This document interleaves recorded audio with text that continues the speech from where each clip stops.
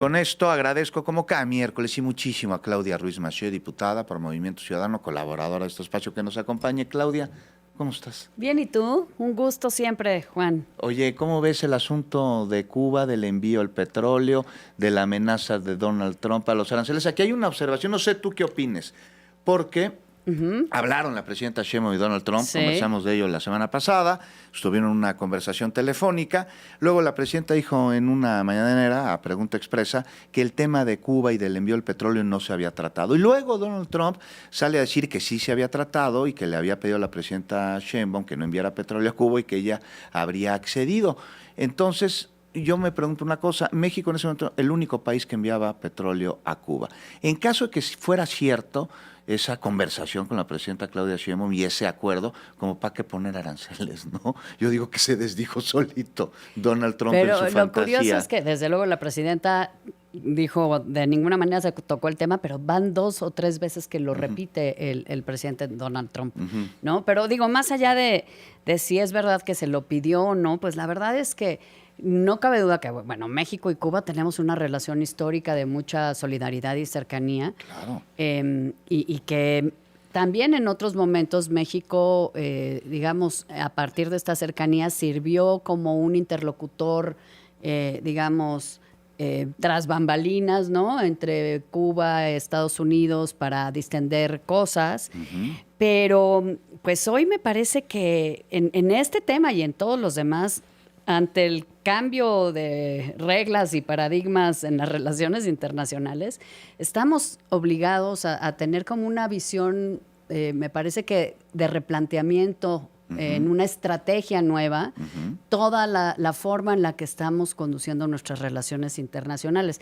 Ejemplo, Cuba, ¿no? ¿Cómo podemos seguir siendo, o sea, cómo seguir siendo solidarios con Cuba en una medida sin en este nuevo escenario mundial, Y ¿no? lo ha Por hecho la ejemplo, presidenta, no vamos a irlos ayudando, pero tampoco la nos vamos a parte meter el pie, humanitaria, ¿no? Sí, claro, o sea, la parte humanitaria y que el me petróleo. parece muy bien. Y el petróleo forma parte de la ayuda humanitaria, Pues porque mira, sin él no hay energía. Pues eso, sin duda, las condiciones en la isla están cada vez, yo creo que más tremendamente lamentables y precarias para la población. Lo que no deja de llamar la atención primero es, bueno, si México soberanamente decide mandar petróleo a Cuba, está bien, pero yo creo que los mexicanos sí necesitamos saber si es cierto, en cuánto asciende, si se está vendiendo, si se está regalando. En fin, creo que hay una parte de, digamos, de rendición de cuentas en el sentido amplio del gobierno a los mexicanos, independientemente de que sea una decisión soberana. Ahí Me está, parece mira, ahí, ¿no? perdón. En 2023 se envió a Cuba 496 millones de dólares, representa el 0.1% de las ventas de Pemex. Esto lo dijo hoy su director, el director de la paraestatal. Sí, Ahí sí. está, ¿no? Sí, pero tarde y escueto, ¿no? Como no, la transparencia normalmente gusta al gobierno en los bueyes del compadre, ¿no? No en los propios. Pero otra cosa que me parece, digamos, cuando menos curiosa de parte del gobierno en tema de Cuba, más allá de posiciones personales, es cómo es muy rápido el gobierno a veces para señalar a otros gobiernos que no les son afines ideológicamente respecto de cosas que no le gustan, pero no puede cuestionar esta circunstancia que están viviendo el pueblo cubano después de pues ya muchos años de estar cada vez más aislados y en una situación económica muy precaria y con un gobierno que pues a todas luces no es un gobierno democrático. Yo no estoy desde ningún momento ni en ninguna circunstancia estaría yo a favor de una intervención americana en Cuba. Desde luego, por supuesto que no. Que el Pero sí me bloqueo parece es intervencionista, que siempre lo hemos, ¿no? y además siempre lo hemos condenado justamente por eso, porque no estamos de acuerdo en que se utilicen medidas económicas para presionar las formas de gobierno de ningún otro país. Eso Así sí es. es parte de nuestra tradición democrática, ¿no? Y Claudia, nos diplomática. alcanza el corte, seguimos después del corte, claro. pero a ver, Donald Trump dijo que Cuba es una amenaza inusual y extraordinaria para la seguridad nacional de Estados Unidos y Cuba nunca ha tomado una posición beligerante contra ellos. De esto hablamos regresando. De esto hablamos regresando. Gracias, Claudia Ruiz Massieu, por aguantarnos el corte. Te preguntaba, estamos hablando de Cuba, del petróleo que envía a México, del bloqueo de los Estados Unidos y de cómo Donald Trump incrementa las acciones que buscan intervenir en la isla. Y aquí lo tengo, dijo, el 29 de enero, Donald Trump, que Cuba es una amenaza inusual y extraordinaria para la seguridad nacional de los Estados Unidos, al mismo tiempo en que amenazó con aranceles a cualquier país que envíe petróleo a la isla. ¿Cuándo has visto tú una posición beligerante de Cuba en contra de los Estados Unidos? No beligerante en esos términos. Yo creo que lo están enmarcando en un tema de seguridad nacional más ligado a la cercanía, ¿no?, de Cuba con otros países que Estados Unidos considera adversarios en el orden internacional, ¿no?, como Rusia o Irán, y en su momento Venezuela.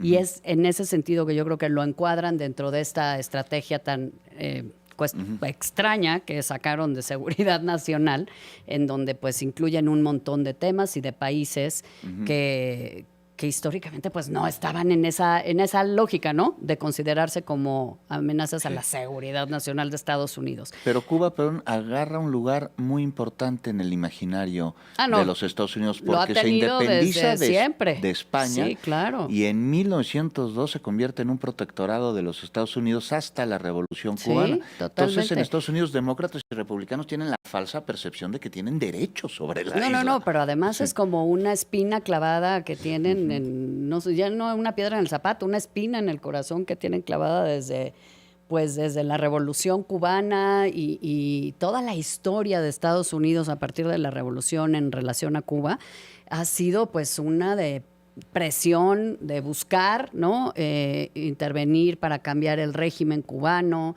del bloqueo, pues que además México sí ha sido históricamente siempre consistente en criticarlo, en ser pues muy crítico de ese bloqueo y obviamente de ayudar y tener una cercanía con Cuba pues por un tema de solidaridad, de respeto a los derechos humanos y sí de cercanía con la ONU. Y de cerca, bueno, con todo, ¿no? Es un tema complejo para México. Yo creo que navegar este momento de presión de Estados Unidos a todos a los terceros países, pero particularmente a nosotros con respecto a Cuba, ¿no? Por esto, pero insisto, pues hay que reconocer que hay un cambio del estado de cosas en Cuba para que mejore la circunstancia del pueblo cubano.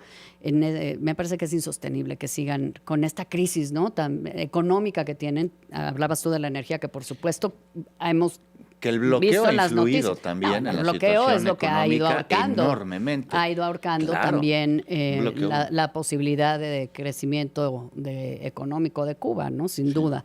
Y bueno, pues evidentemente muchas decisiones de su gobierno, ¿no?, en términos al modelo económico que se había venido abriendo, eso es real. Eso, digamos, admitiendo algunas instancias de inversión privada, de inversión extranjera, de emprendimiento para los propios cubanos, pero hace ya algunos años que pues este crecimiento está detenido, ¿no? Y hemos visto cómo pues miles de cubanos han salido de Cuba también pues buscando una mejor situación, no como los migrantes en general buscan una mejor calidad de vida y oportunidades en otro país. Por cierto, Juan, te recomiendo un editorial que escribe hoy el Pedro Sánchez, el primer ministro español, en el New York Times, y donde habla justamente de esto, de la contribución de los migrantes al crecimiento económico de España, a su evolución y enriquecimiento cultural, a las labores que hoy realizan para que los españoles vivan mejor, y también frente a una realidad de una población española que envejece, ¿no?, y con una tasa de natalidad pues tan ya negativa. Y entonces hace una explicación de por qué su gobierno toma la decisión de darle la ciudadanía y regularizar a 500,000 migrantes como ciudadanos, pero además lo explica desde un punto de vista ético, histórico, pero también de un racional, digamos, económico y pragmático de una realidad, de una sociedad, ¿no? Entonces me parece muy interesante este tema de cómo abordó el tema de la migración y cómo lo defiende esta decisión de su gobierno, que contrasta evidentemente con lo que vemos en Estados Unidos hoy, ¿no? En esta administración del presidente Trump, contra pues contra los migrantes y no migrantes y contra cualquiera que parezca cualquiera. Latino, ¿no? Que me parece reprobable. Coincido contigo que, bueno, Cuba tiene que resolver muchísimos problemas y sí, la población está viviendo momentos muy complicados, Sí, no solo ahora, sino desde hace tiempo. Pero nada más, aquí tengo unos datos, rápidamente nos queda como un minutito a ver qué opinas.